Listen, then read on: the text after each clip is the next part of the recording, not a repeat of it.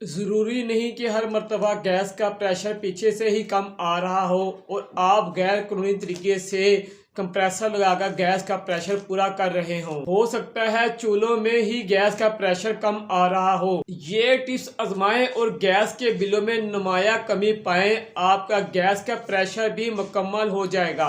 बिस्मिल्लाहिर्रहमानिर्रहीम। अस्सलाम वालेकुम माय यूट्यूब फैमिली फ्रेंड, क्या हालात? तमाम दोस्त खैरियत से हैं।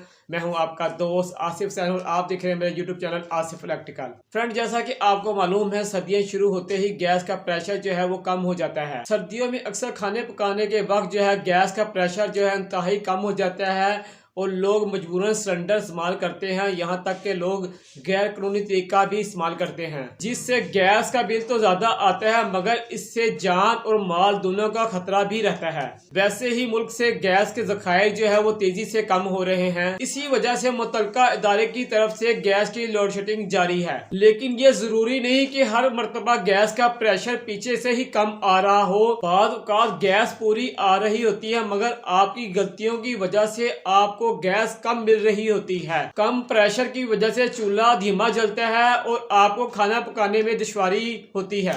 तो हमें एक दफा इन टिप्स पर अमल कर लेना चाहिए। टिप्स की तरफ चलने से पहले गुजारिश है, जो दोस्त चैनल पे न्यू आए हैं या जिन्होंने अभी तक मेरे चैनल को सब्सक्राइब नहीं किया वो मेरे चैनल को सब्सक्राइब कर ले। अगर आपको मेरी वीडियो अच्छी लगे तो वीडियो को लाइक भी कर दें। टिप्स नंबर 1, गैस प्रेशर में कमी। गैस प्रेशर में कमी की एक वजह यह भी हो सकती है कि चूल्हे के बर्नर के अंदर जो छोटे छोटे सुराख होते हैं उसमें कचरा या जंग का फंस जाने की वजह से प्रेशर का ना निकलना। बर्नर के अंदर कचरा फंसे होने की वजह से गैस का प्रेशर बाहर ना निकलने की वजह से गैस का चूल्हा जो वो ठीक तरीके से नहीं जल पाएगा।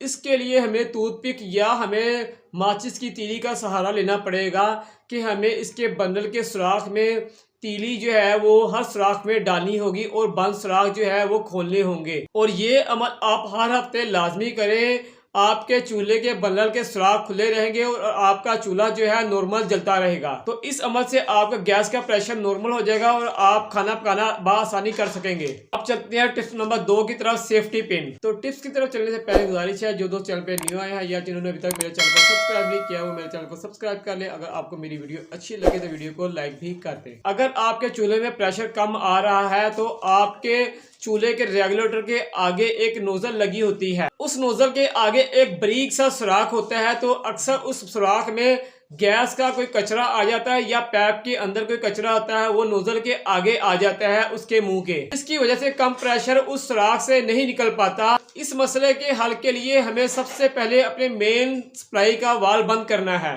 फिर हमने अपना रेगुलेटर खोल के उसके आगे नोजल के अंदर सेफ्टी पिन से उसका सुराख जो है वो साफ करना है। नोजल में सेफ्टी पिन फेरने के बाद हमने मुंह से उसके अंदर हवा जो है वो धकेलनी है, यानी कि प्रेशर से हवा डालनी है नोजल में, ताकि उसके अंदर से मिट्टी घटा बाहर निकल जाए। आपने उसे जिस तरह खोला था दोबारा उस तरह फिट कर देना है और मेन सप्लाई का वाल्व खोल देना है। और आप जब चूल्हे को ऑन करेंगे तो आपको महसूस होगा कि गैस का प्रेशर पहले से काफी ज्यादा तेज है।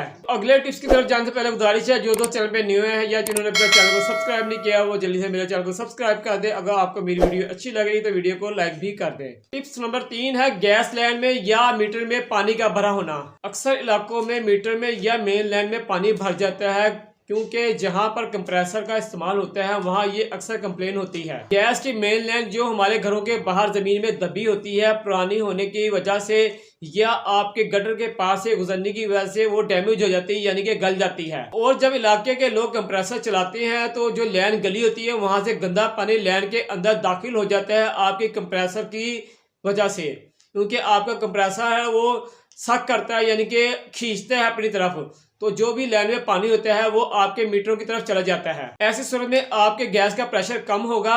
आपको अपने बिल पे लिखे गए नंबर पर, यानी कि हेल्पलाइन पे जो गैस की होती है उस पर कॉल करनी पड़ेगी। महकमे का अमला आएगा और आपका मीटर चेक करेगा और वहां गेज लगाकर प्रेशर चेक करेगा। अगर जो आपके लाइन में पानी होगा तो वो शिकायत को दूर करेगा। अगर आपके गैस के मीटर में भी पानी भरा हुआ तो वो उसी वक्त इसे निकाल देगा। तो इस तरह आपका गैस का प्रेशर भी पूरा हो जाएगा। टिप्स नंबर 4 तक चलने से पहले गुजारिश है, जो दोस्त चैनल पे न्यू है या जिन्होंने चैनल को सब्सक्राइब नहीं किया वो चैनल को सब्सक्राइब कर दे। अगर आपको मेरी वीडियो अच्छी लग रही है तो वीडियो को लाइक भी कर दे। टिप्स नंबर 4 है, गैस पाइप का फोल्ड होना। अक्सर हमारे घरों में गैस का प्रेशर कम होने का शोर मचा होता है मगर हम ये चीज नहीं नोट करते हैं कि हमारा ही गैस का प्रेशर क्यों इतना कम आ रहा है। सर्दियों में गैस का प्रेशर कम आना तो चलो ठीक है, मगर इतना कम आ रहा है, ये क्या वजह है। हमारे घरों में जो गैस के चूल्हे इस्तेमाल किए जा रहे हैं वो स्लैब के ऊपर रख के इस्तेमाल किए जा रहे होते हैं। चूल्हे के साथ लगा प्लास्टिक का पैप जो दीवार के साथ लग रहा होता है, हमने कभी उसे नोट भी नहीं किया कि वो पीछे से उसका हाल क्या है।